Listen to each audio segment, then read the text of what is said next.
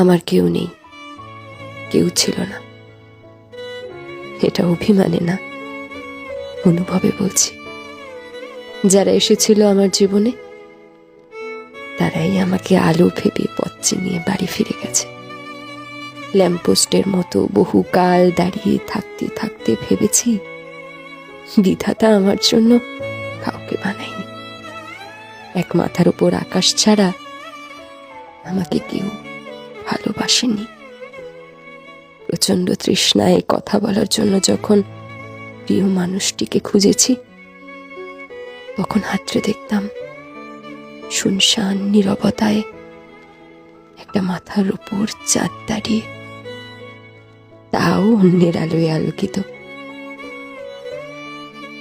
আমার কেউ নেই, কেউ ছিল না। এই অনুভূতিটা